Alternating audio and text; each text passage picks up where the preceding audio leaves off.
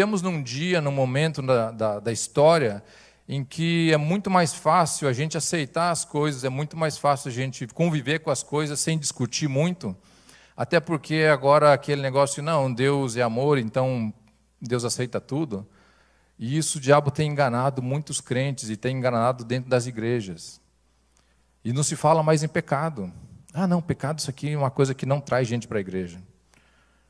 E o importante não é trazer gente para a igreja, é trazer gente para Jesus. Porque naquele dia que Jesus voltar, não interessa se você está dentro da igreja, se o teu coração está lá fora, não é o lugar que você está que vai fazer a diferença. E quando a gente pensa em pecado, normalmente a gente pensa em algo feio, sujo, algo ruim. E realmente o pecado é tudo isso. Porque a Bíblia nos diz que o pecado causa morte. Só que além disso, o pecado, ele muitas vezes é apresentado a nós de uma forma bonita, uma forma prazerosa, uma forma desejosa, desejável. Muitas vezes, eu quase diria que, algumas vezes, 90% das vezes o pecado aparece para nós de uma forma que a gente deseja aquilo. Não, mas como assim? É porque o pecado não aparece grande, sujo e feio como ele realmente é. Porque se ele aparecesse assim, eu acredito que ninguém cairia no pecado. É muito mais fácil você ver um monstro e sair correndo dele. Agora, se você vê uma coisa bonita e você, será que é? E o Espírito Santo falar no teu coração, não entra nisso. Você, mas não é tanto assim também, não. Meus irmãos, é tanto assim. É isso que eu quero ver com vocês hoje. Porque nós temos um Deus que é imutável. E eu já preguei sobre isso, que Deus tem princípios, esses princípios desde antes da criação do mundo e até depois, até a vinda de Jesus, vão ser os mesmos. E nós temos que nos adaptarmos a esses princípios e não os princípios de Deus adaptarem a nós. E o pecado ele é diferente, o pecado é adaptável, ele é moldável. Ou seja, para cada um ele tem um sabor diferente, para cada um o diabo faz de uma forma diferente. Para quê? Para ele ficar palatável, porque assim a gente não cria resistência. Eu não tenho que me adaptar ao pecado, o pecado se adapta a mim. Até ele fisgar. É mais ou menos, sei quantos aqui são pescadores. Meu filho gosta muito de pescar, meus filhos são pescadores. E eles sabem como é que é isso. Você engana o peixe, né? Você põe aquilo ali, aquela minhoquinha vai nadando, vai bonitinha. E o peixe olha aquilo ali e fala, está saboroso. Só que dentro daquela minhoquinha tem um anzol. E assim é o pecado. Ele parece bonito, parece saboroso, mas quando você morde, ele puxa o anzol. E infelizmente tem muita gente caindo nisso, porque está se iludindo, está achando que não é tanto assim. Mas o nosso Deus não muda, e o nosso Deus tem princípios e tem padrões, e esses padrões vão ser seguidos, e nós vamos ser julgados diante desses padrões de Deus. Não tem desculpa para Deus. Deus, mas é por causa disso. Não é por causa disso, é por causa da sua decisão. E, infelizmente, muita gente tem se enganado e tem vivido uma vida que pensa que vai chegar e vai poder justificar para Deus, Deus, eu fiz isso por causa daquilo. Não. Você fez isso porque você decidiu fazer isso. Porque todos nós temos o poder de escolha, o livre-arbítrio. E essa manhã eu quero falar com vocês sobre um personagem da Bíblia que ele demonstra muito essas variações e ele demonstra muito o perigo da gente brincar com o pecado. Esse personagem é Sansão. Está lá em Juízes, no capítulo 13. Eu queria ler com vocês. Começando no versículo 1, diz sobre o nascimento de Sansão. E lá diz assim, os israelitas voltaram a fazer o que o Senhor reprova. E por isso o Senhor os entregou nas mãos dos filisteus durante 40 anos. Certo homem de Zorá, chamado Manoá, da clã da tribo de Dan, tinha mulher estéril. Certo dia, o anjo do Senhor apareceu a ela e lhe disse, você é estéril, não tem filhos, mas engravidará e dará luz a um filho. Todavia, tenha cuidado, não beba vinho, nem outra bebida fermentada, e não coma nada impuro, e não se passará navalha na cabeça do seu filho, que você vai ter, porque o menino será nazireu, consagrado a Deus desde o nascimento.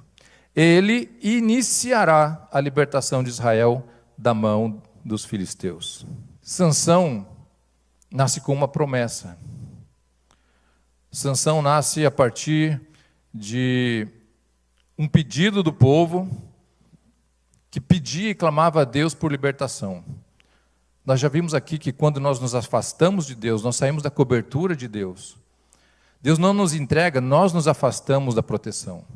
E isso é o que acontecia com esse povo. Nesse momento aqui, se vocês lembrarem como é que era o período dos juízes, a Bíblia foi assim: saíram do Egito, aquela história, Moisés liberou o povo saindo do Egito, chegam na terra prometida, Moisés já tinha morrido, agora o líder é Josué. E Josué lidera o povo, e o povo se espalha na terra, e Josué morre. E a partir dali, o projeto de Deus para eles era que Deus fosse o rei, e eles obedeciam à voz de Deus, Deus sendo rei. Então, os juízes eram a voz que conversava com Deus e passava a instrução para o povo. E nesse período do juízo, então, nós temos vários juízes, e cada um deles interpretava as coisas da sua forma, porque eles eram humanos, como eu e você somos. Então nós temos juízes bons, e o povo ficava perto de Deus. Nós temos juízes ruins, e o povo se afastava de Deus e começava a sofrer. Era uma montanha-russa com Deus, bom, ruim, bom, ruim, bom, ruim. A gente até pensa assim, mas como assim o povo, será que não percebia? A gente lendo o livro de Juízes, você vê que fazia coisa boa, na presença de Deus vinha coisa boa. Fazia coisa ruim, na presença de Deus vinha coisa ruim. Era tão claro. Infelizmente, hoje nós vivemos assim e a gente não percebe. É muito mais fácil olhar a história e criticar eles do que olhar para a gente e falar assim, nossa, eu desvio do caminho, cai pedra. Eu volto no caminho, vem bênção. Só que assim era o povo. E dos juízes nós tivemos juízas, tivemos Débora, por exemplo, tivemos Gideão, que se destacou muito também. Vocês lembram da história de Gideão, né? Venceu uma batalha de 32 mil homens que ele tinha no exército dele, ficaram 300, e com 300 ele venceu a batalha, porque era Deus que estava com ele. E aí temos Sansão. Sansão nasce com uma promessa de ser nazireu. E essa questão de ser, quando Deus fala com a esposa de Manoá, é engraçado, porque tem uma peculiaridade aqui, que é o seguinte: como que Deus age? Primeiro que não é comum Deus vir falar, ou o anjo vir falar com a mulher. Nós temos Maria, temos ela, não temos muitos exemplos na Bíblia de que Deus veio anunciar o nascimento de alguém. E quem que é ela? É uma mulher estéril, esposa de Manoá. Nem o nome dela é citado na Bíblia. A mulher que ia dar à luz ao filho, o menino que ia libertar o povo, não tem nem o nome citado na Bíblia. Injustiça? Não.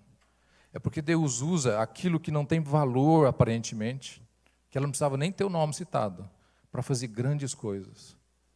A peculiaridade do agir de Deus na nossa vida era assim e continua sendo hoje. Às vezes alguma coisa que você não dá valor nenhum, e Deus está querendo usar para abençoar a tua vida. Às vezes você pode pensar de você mesmo, não, mas eu não tenho nada, eu não consigo nem falar. E é você que Deus está querendo usar. E Deus tem um agir diferente, ele tira das coisas improváveis para fazer as coisas acontecerem. Por que ele foi escolher uma mulher estéril? Será que ele não tinha nenhuma outra criança que poderia ser consagrada? Será que ali não tinha nenhuma outra mulher que pudesse dar um filho? Deus queria mostrar que era ele que estava agindo. Por isso ele escolhe uma mulher estéril. Do improvável, ele faz o possível. Do impossível, ele faz o possível. Por isso que eu sempre digo que quando as coisas você pode fazer, Deus vai ficar esperando, porque você pode fazer. Agora, quando chega num momento que você fala, Deus, eu fui até onde eu podia ir, e eu fiz até onde eu podia fazer, faz por mim agora. E aí você vê o mover de Deus. Aí você vê o mover de Deus. Enquanto você pode fazer, você deve fazer. Agora, quando você não puder mais, clame a Deus que Ele vai mover. E Deus age na vida deles, e Ele fala para ela, olha, você vai ter um filho, e ela vai correndo, fala para o marido, olha, apareceu para mim um homem de Deus, uma feição que parecia de luz, e ele me falou que eu vou ter um filho, e ela explica toda a história que o anjo contou para ela, para Manoá. E Manoá fala assim, vamos orar então, vamos pedir para que Deus nos diga como a gente deve criar esse menino. Só que, espera aí, tem alguns detalhes antes disso. Para a cultura daquela época, o homem não chegava a conversar com a mulher. Era impossível um homem chegar e, eu vou começar a bater papo com ela. Não conversava. Só que Manoá não fala assim, que história é essa, homem conversando com você? Manoá não fica bravo com ela. E outra coisa, quando Manoá fala assim, então vamos orar e pedir que Deus nos instrua como a gente vai criar essa criança, naquele momento ele já estava falando assim, olha, eu aceito que ele é um homem de Deus, e eu aceito que vai existir um milagre, porque ela era estéril, como assim vai ter filho? Ele nem perguntou para ela assim, mas como ele falou que vai ter filho se você é estéril? Ele falou, como? Vamos orar para que Deus instrua como nós vamos criar o nosso filho. Ele aceitou, ele creu. A diferença, quando ele recebeu a notícia, é porque ele creu. Ele não duvidou que ela poderia ter o filho. E ele creu e as coisas aconteceram. E quando o anjo falou para ela que ele ia ser nazireu, ela não ficou assim, mas como assim nazireu? O que é isso? Porque ela sabia, porque lá em Números, no capítulo 6, quando Moisés está dando instrução para o povo, Moisés fala dos nazireus. No capítulo 6, no versículo 1, diz assim, e o Senhor disse ainda a Moisés, diga o seguinte aos israelitas, se um homem ou uma mulher ficar com voto especial, um voto de separação para o Senhor, como nazireu, terá que se abster de vinho e de outras bebidas fermentadas, não poderá beber vinagre, nem feito de vinho ou de outra bebida fermentada, não poderá beber suco de uva, nem comer uvas passas, enquanto for nazireu, não poderá comer nada que venha de videira, e assim ele vai falando. Ou seja, ela já estava familiarizada com o que era ser nazireu. Então o anjo não falou nada especial para ela. Ela falou, então tá bom, eu entendi, e ela começou a fazer a parte dela. Ela não se contaminou até que nasceu Sansão. Aí você pensa assim, bom, mas Sansão nasceu com um propósito e o que tem a ver comigo? Eu não nasci com um propósito, eu pelo menos posso falar por mim, até onde eu sei, nenhum anjo chegou para minha mãe e falou assim, vai nascer um menino, você vai colocar o nome nele de André e ele vai fazer isso, isso. Não falou nada, pelo menos até hoje, nunca ninguém me contou nada disso. Então, quer dizer que eu não nasci com um propósito? A Bíblia fala que antes de nós sermos formados, Deus já nos conhecia. Antes de eu e você sermos formados, Deus já nos conhecia. Ele diz lá em Jeremias ainda, que Ele sabe os planos que Ele tem para mim e para você. Ou seja, a tua vida não é fruto do acaso. Você não nasceu fruto do acaso, porque teve um relacionamento lá e eu nasci, meus pais nem me queriam. Não, você não é fruto do acaso. Antes de mim nascer, antes de você nascer, Deus já havia pensado em nós e Deus já havia planejado uma vida para nós. O que acontece é que às vezes nós nos destacamos, nós saímos da presença de Deus, nós distanciamos da presença de Deus e não conseguimos entender esse propósito. E aí vem o Sansão com esse propósito e vivendo a sua vida, cresce e já quando é adolescente ele sente a presença de Deus junto com ele. Diz no versículo 25 lá que algumas versões falam que ele começou a sentir o Espírito de Deus sobre ele. Então, Sansão sabia que ele era separado. Eu tenho certeza que a mãe dele falou assim, olha, um anjo apareceu para mim. Imagina contando aquela história várias vezes, onde encontrava, esse aqui é meu filho Sansão, um anjo apareceu para mim e falou assim, esse aqui que é ele, esse aqui que é ele. Então, Sansão sabia disso. Mas Sansão segue a vida. Aí ele, andando por ali, a promessa de Deus era que ele ia livrar ele de quem? Dos filisteus. E ele está andando por ali, vê uma menina bonita. Da onde que ela era? Do povo dos filisteus. E ele fala assim, é ela, vou casar com ela. E vai para casa, pai, vai lá falar com os pais dela, eu quero casar com ela, eu quero casar com ela. E eu imagino o pai dele, não, meu filho, da Filisteia, meu filho, tem tanta mulher bonita aqui em Israel, você vai achar alguém lá da Filisteia, nossos inimigos. Não, pai, é com ela que eu quero casar. Tá bom, mas isso aqui era plano de Deus. Aí vai os pais de lá conversar com a família aceita, voltam para casa, toda a preparação, vão lá para o casamento. O casamento eram 7 dias de festa. Não era um casamentinho assim de 2, 3 horas, 7 dias de festa. Quando eles estão indo para lá, Sansão é atacado por um leão, mata o leão. A Bíblia fala que ele rasga o leão como se fosse um cabrito, ou seja, a força dele era fenomenal. E os pais dele nem viram isso, ele fez assim como se fosse nada, chega lá, chega a festa, casa, E ele tem os convidados, e ele chama, tem 30 rapazes que foram convidados para a festa, e ele chama os 30 e fala assim, vou fazer um enigma para vocês. Eu imagino que na cabeça de Sansão ele estava fazendo um quebra-gelo, né? Falou, todo mundo estranho aqui, vamos fazer um quebra-gelo aqui. Dar um enigma para vocês. E ele dá um enigma para eles, fala assim, olha, do que era forte se fez fraco, do que era doce se fez comida, era mel. E ele falava do leão que ele tinha matado.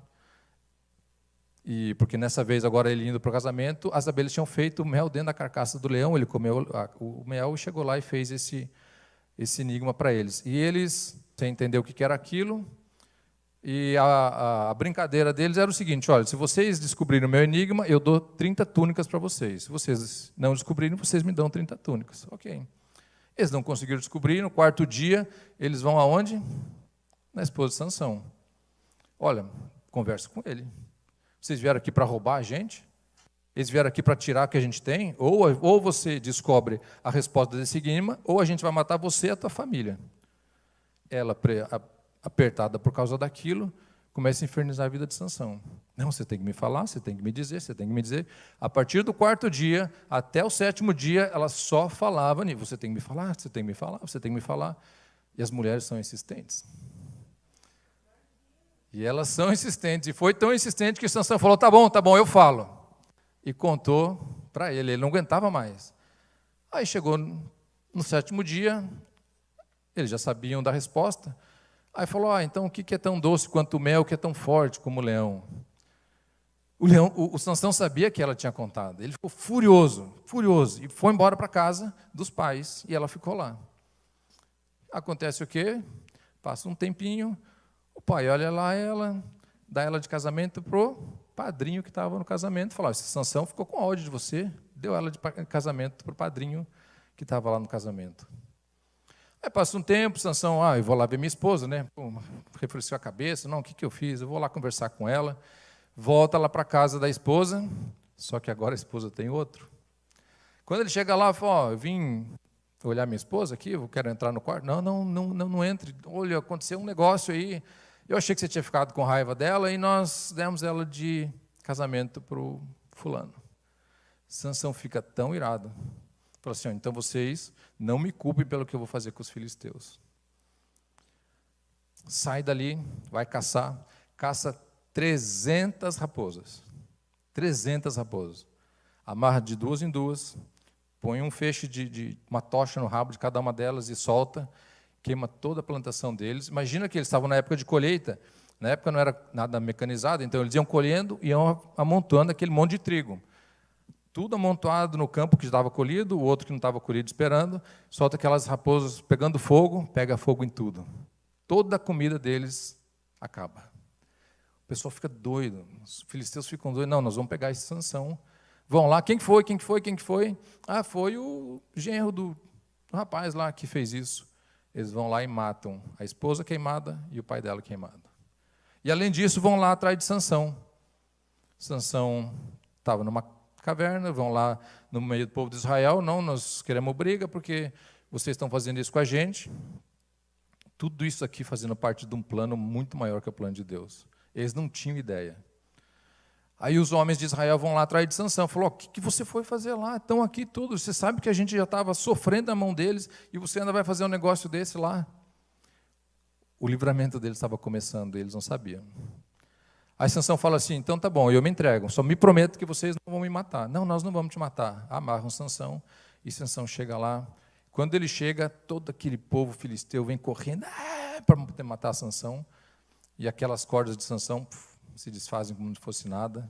Ele olha do lado assim, tem um jumento morto, ele pega a queixada do jumento, e naquela noite ele mata 1000 filisteus, sozinho. Aí começa o livramento do povo. A partir daí, Sansão é colocado na posição de líder do povo de Israel. E ele vai liderando o povo, e ele vai tocando o povo, mas Sansão tinha uma fraqueza, as mulheres. Sansão não podia ver um rabo de saia, que ele ficava doido.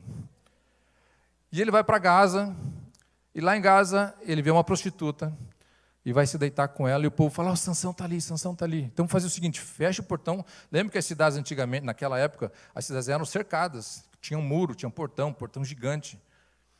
Trancam a cidade e falam, agora ele não sai daqui, amanhã cedo a gente pega ele e mata ele de uma vez. Sansão acorda lá por meia-noite e fala, acho que eu vou para casa. Sai, o portão está fechado, Sansão arranca o portão com grade, com beiral e tudo, põe nas costas o portão, leva lá em cima do morro e buf. Para ele não era nada. Mas isso era uma expressão do que a cidade ficou desprotegida agora. Vocês não vão se fechar mais para ninguém. Até vocês arrumarem isso daqui, quem manda aqui sou eu. E o tempo passa, e um dia Sansão se apaixona. E essa paixão de Sansão começa a derrubada dele. Ele se apaixona por Dalila. E esse é o problema, muitas vezes, quando a gente começa a se desfocar das coisas de Deus. Porque todos nós temos uma fraqueza. A de Sansão era mulher.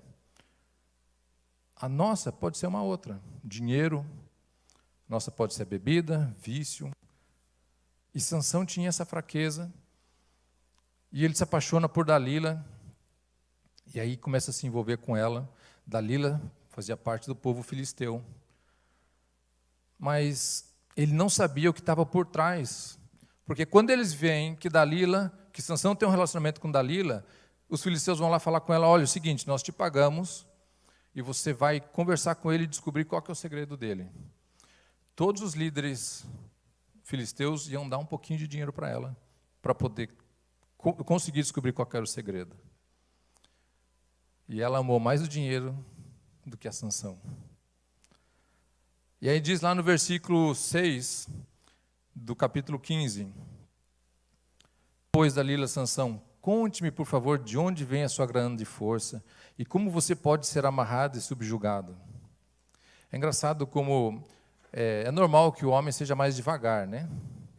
Ela perguntou para ele com toda doçura, como é que eu posso amarrar você e como é que você pode ficar preso de uma forma que que você não consiga se soltar? E a Sansão responde, se alguém me amarrar com 7 tiras de couro, ainda úmidas, ficarei tão fraco quanto qualquer outro homem. Então os líderes dos filisteus trouxeram a ela 7 tiras de couro, ainda úmidas, e Dalila o amarrou com elas. Tendo homens escondido no quarto, ela o chamou. Sansão, os filisteus estão atacando. Mas ele arrebentou as tiras de couro como se fosse um fio de estopa posto perto do fogo. Assim, não se descobriu de onde vinha a sua força. Ela armou tudo aquilo ali, e veja que isso não foi uma coisa na hora, assim, ela foi preparando aquilo ali. Como é que você faz? Se amarrar com tira de couro. Então vai lá, fala para os chefes, para os líderes filisteus, com tira de couro, ele falou. Eles trazem a tira de couro, ela amarra. Não dá certo. Ela tenta de novo.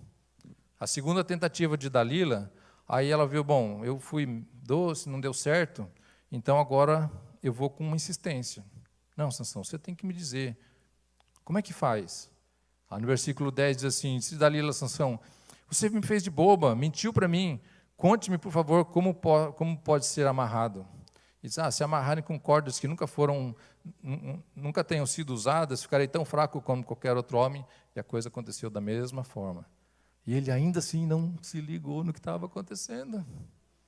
Selou, Sansão. E às vezes a gente está assim com o pecado. E a gente está lidando com ele e a gente não se liga no que está acontecendo. Esse Sansão só me faz lembrar uma história de um casal que a mulher sonhou que estava vendo muitas joias. E ela falava, meu amor, eu tive um sonho e eu via tantas joias tão lindas, eu me sentia tão bem, aquilo me trazia uma paz tão grande, uma alegria tão grande. E ele olhou para ela, entendi. Espera que teu aniversário está chegando. Ok.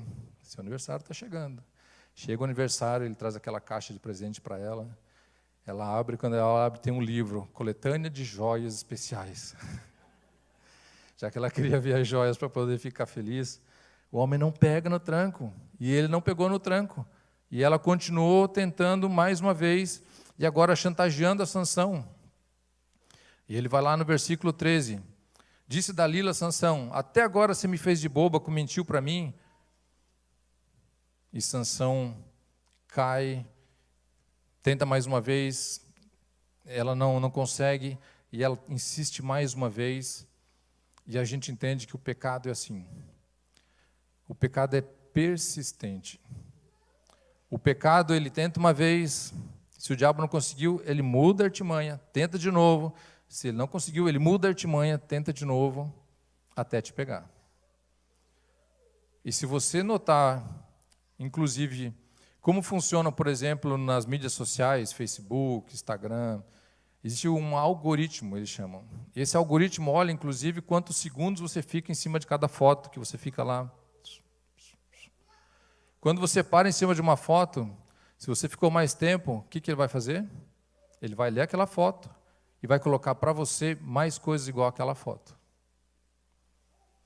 Ou seja, até nisso nós levamos desvantagem.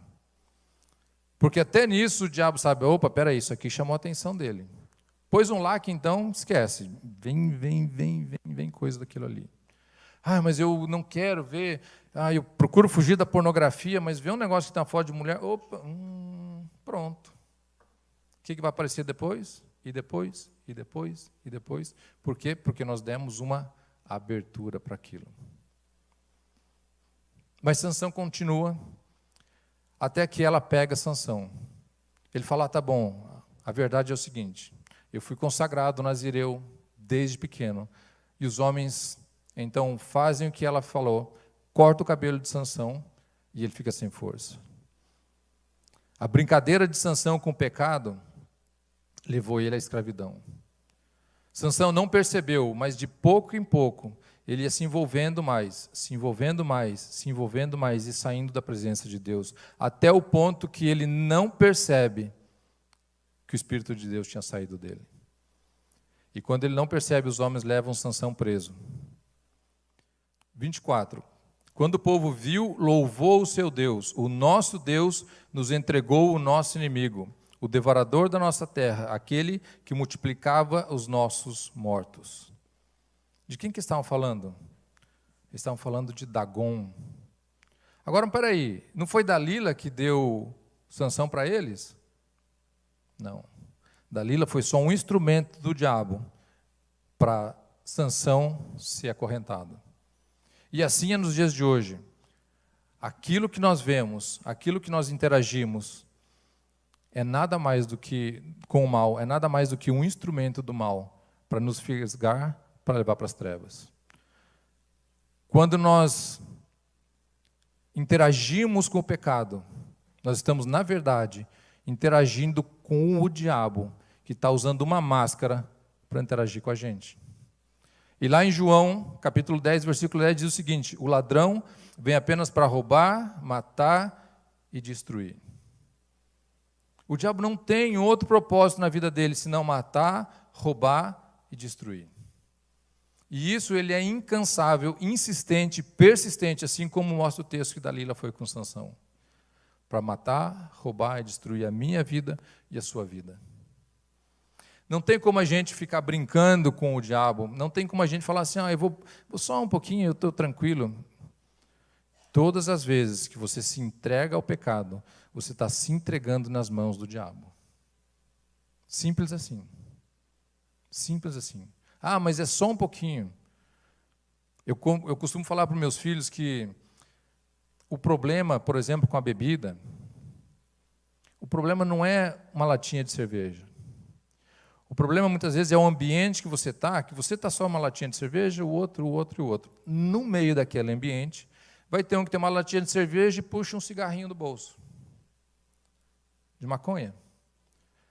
Aí, dentro daquele círculo, onde tem latinha de cerveja e um cigarrinho, vai ter um outro que vai ter uma latinha de cerveja, cigarrinho e um pozinho.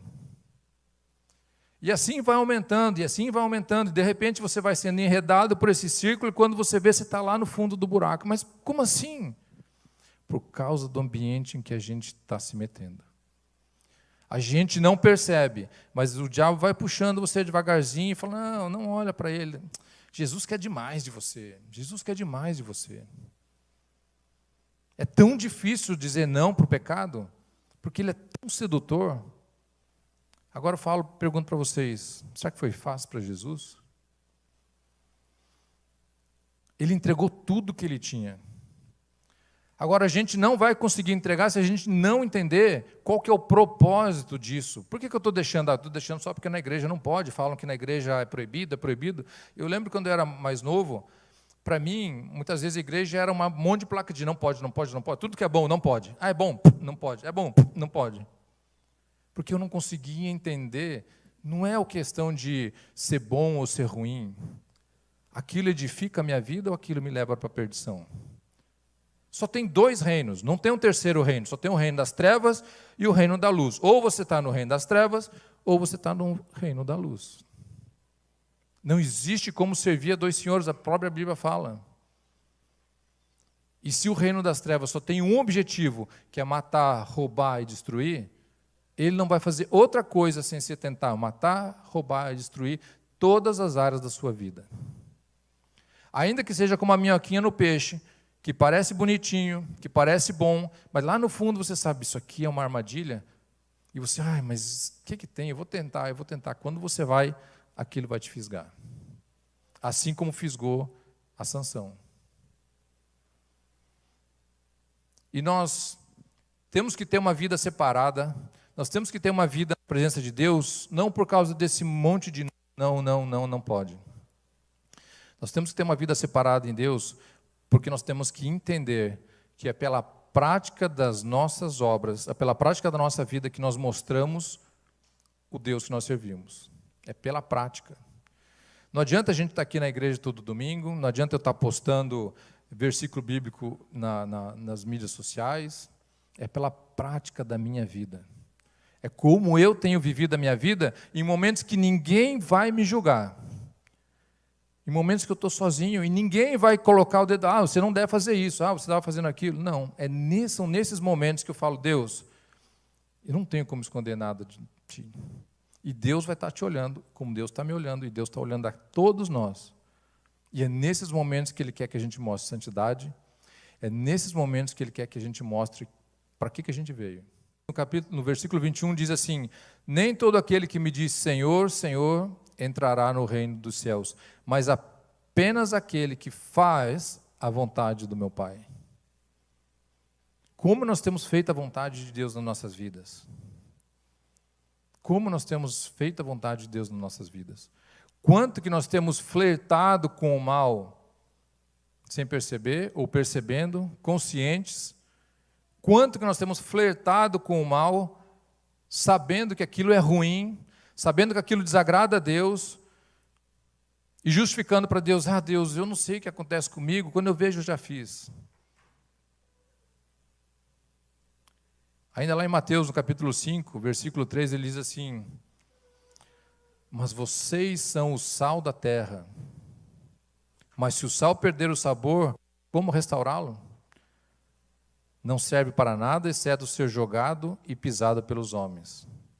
Nós temos que dar tempero a esse mundo. Nós temos que fazer diferença para quando a gente está no meio do mundo, quando a gente está no meio das amizades, quando a gente está no meio do nosso trabalho, pessoas que não conhecem Jesus, eles têm que ver dentro de nós algo diferente.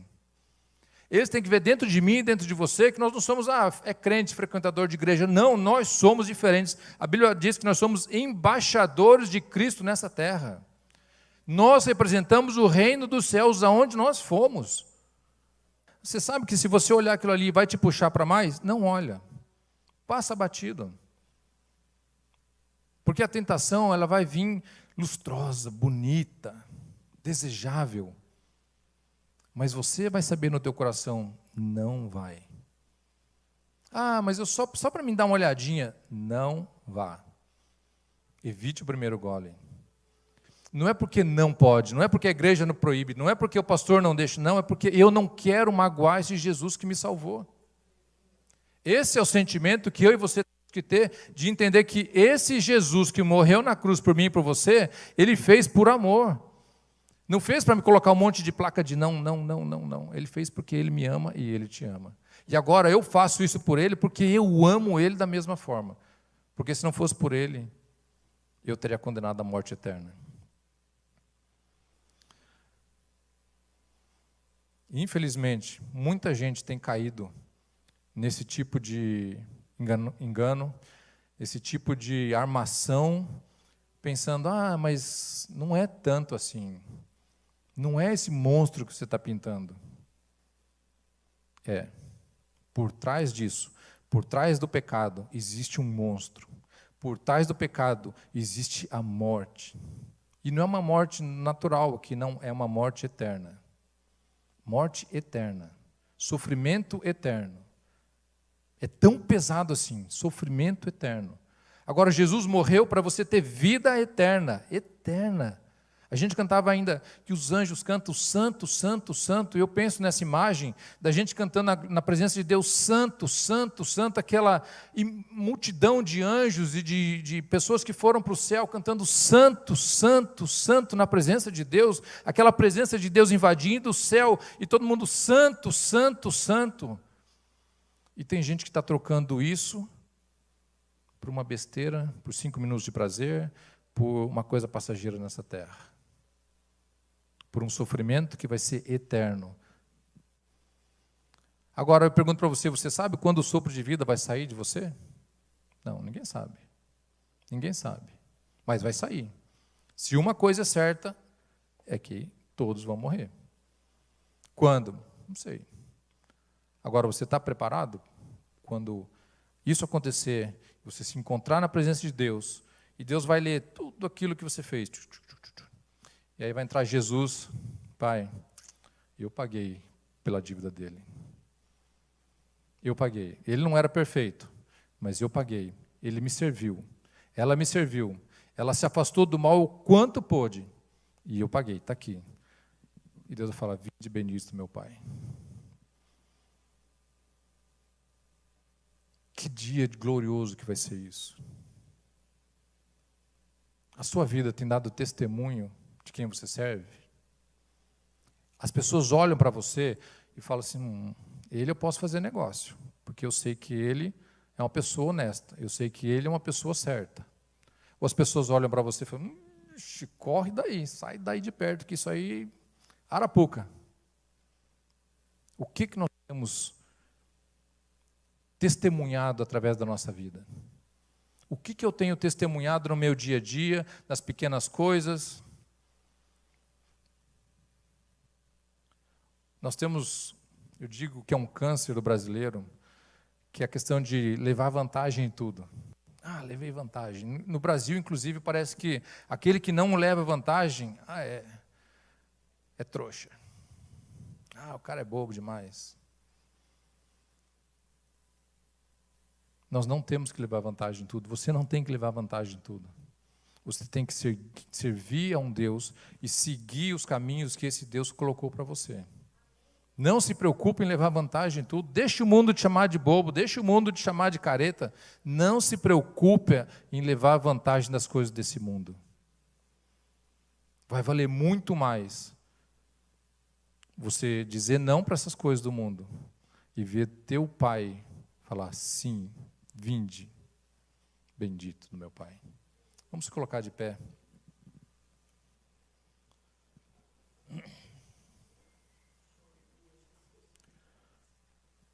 Qual a diferença que Deus fez na tua vida? Ou qual a diferença que Deus tem feito na sua vida? Não tem nada diferente. Eu sempre fui uma pessoa boa, aceitei Jesus, continuo sendo bom. Não, você está enganado. Se Jesus entrou na sua vida, tem que ter diferença na sua vida. Não tem como você ter Jesus na sua vida, você ser o mesmo. Não tem como você ter Jesus na sua vida e dizer, mas eu sempre fui bonzinho. Não tem como, você tem que ter diferença na sua vida. Olhe para dentro de você agora. Enquanto nós cantamos um cântico, olhe para dentro de você, faz uma retrospectiva. Como tem sido a minha vida? Eu não estou aqui para julgar ninguém, eu não sou perfeito, ninguém é perfeito. Mas se coloque na presença de Deus agora, porque Ele conhece a tua vida. Ele conhece os teus desejos, Ele conhece os teus pensamentos, os teus propósitos. Se coloque na presença de Deus agora, olha para dentro de você, se abre para Ele.